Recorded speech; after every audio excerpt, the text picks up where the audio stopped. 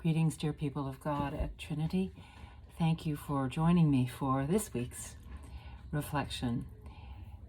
It feels like a whole different world after AD, after diagnosis, and yet I feel deeply called to continue to share these weekly reflections with you, coming from exactly where I am coming from on this journey toward healing through treatment for cancer and out of the other side into life. First, I want to thank each of you who have reached out either tangibly or through email to offer your love and support and prayers. Believe me, it means so much. I feel it. I feel your wings, your angel wings, fluttering around me and lifting me up. And it means so much, and I am so grateful.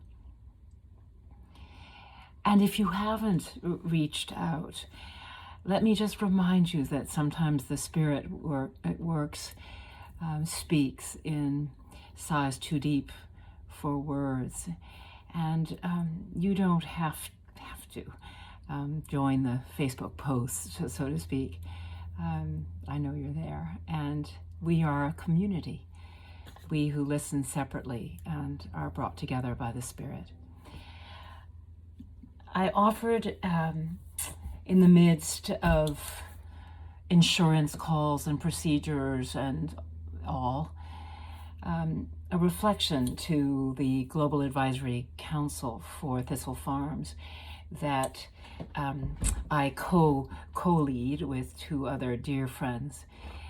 We decided that structure because we didn't want the Jacob's Ladder hierarchy of the chair and the co-chair and the rest.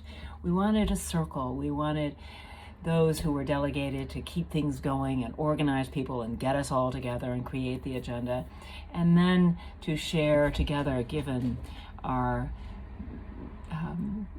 spiritual gifts, to build this movement for women's freedom.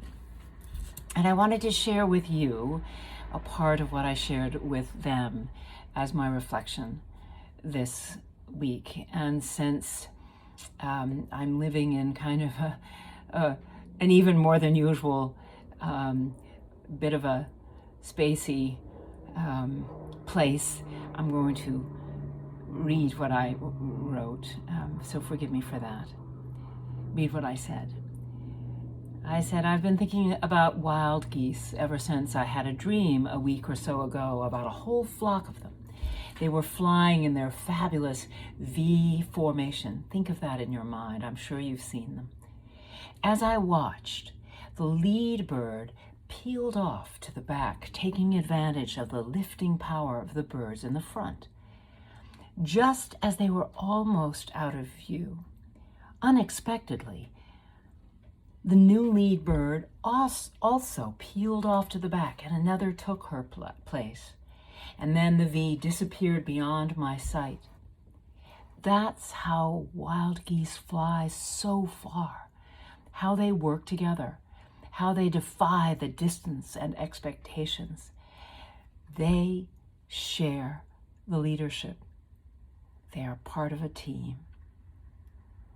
And it was dawn, and I woke up. The dove or the wild goose? Which symbol of the Holy Spirit calls to you? The more familiar dove of the tradition representing peace or shalom, the dove that spoke to Jesus at his baptism saying, "You are my beloved, in whom I am well pleased." Or the wild goose of the Celts, always on the move, always doing unexpected things, loud, passionate, sometimes frightening, certainly unsettling, which is, I think, the experience of Pentecost, a story telling us to expect that God will do the unexpected. Don't we know that at Trinity?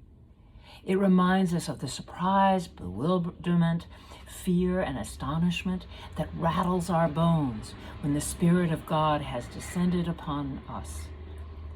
I love the way the Wild Goose image of the Spirit of God draws us into community and relationship.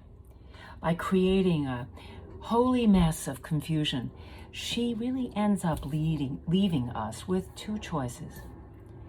Give up, remain confused, hide behind locked doors, or work together to find hope and to let that hope lead you into a whole new world. I think you might guess which symbol calls to me, and which symbol I think better describes how the Spirit just might be calling us as the people of God at Trinity at this moment in time. Surprised and afraid, shaken. That's what we hear about this Holy Spirit at Pentecost. And that is the way I have felt in the wake of the diagnosis of cancer and of the tests and the insurance blocks and all of the whirlwind of what we've experienced. So I warn you, I share with you that now my reflections will come from this place where I am on a journey. And I'm so grateful to imagine all of you, each of you, accompanying me. And most of all, to imagine or hope and pray that what I share with you, you will resonate with, might speak to you. You may not be diagnosed with cancer, but we're all challenged. We are all shaken, terrified, surprised, afraid in our lives. We're all required to wait in an sometimes unbearable way. And most of all, we're invited to recognize that we belong to one another. We are community. We are all part of this amazing place where if one is struggling and needs to leave the line and go back and be uplifted by her sisters, then the others fill in and shift and fly on together. So may we do that together. As my beloved friend Kristen Geiser said, what do we do when we face impasse and obstacles? Left foot, right foot, left foot, breathe. Left foot, shimmy. Right foot, breathe. It's a dance.